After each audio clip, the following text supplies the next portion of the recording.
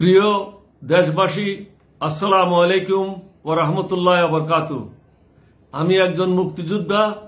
1971 সালে সর্বপ্রথম পাকিস্তানের বিরুদ্ধে বিদ্রোহ করেছিলাম।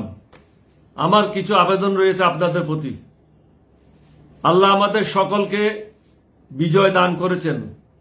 দীর্ঘ 15 বছর পর বাংলাদেশ স্বৈরাচার মুক্ত হয়েছে।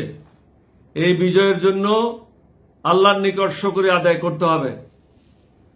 সকলের জান ও মালের নিরাপত্তা নিশ্চিত করা আমাদের সকলের দায়িত্ব। সাবধান, এই বিজয় ধ্বংস করার জন্য আওয়ামী সন্ত্রাসীরা তৎপর। আপনাদেরকে অনুরোধ করব, প্রত্যেকটি পাড়ায় মহল্লায় তৎপর থাকতে হবে। বিশেষ করে সংখ্যালঘু সম্প্রদায়ের খেয়াল রাখতে হবে। কারো ক্ষতি করা ইসলাম ধর্ম অনুমতি দেয় না। আমরা যারা ইসলাম ধর্ম মানি, আল্লাহ এবং আল্লাহ রসুলকে মানি, আল্লাহ রব্বুল আলামিন পবিত্র কোরআনে বলেছেন, যারা ধ্বংসকারী, যারা দেশের অন্যায় কাজ করেছে তাদের সাথে আমরা কখনো যাব না। যারা সংখ্যালঘু তাদের জানমালের নিরাপত্তা নিশ্চিত করা আমাদের সকলের দায়িত্ব।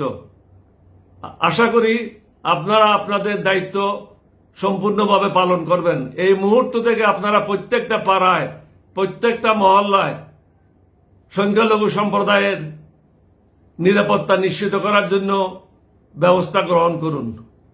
ধন্যবাদ। আসসালামু আলাইকুম ওয়া রাহমাতুল্লাহি ওয়া বারাকাতুহু। বাংলাদেশ জিন্দাবাদ।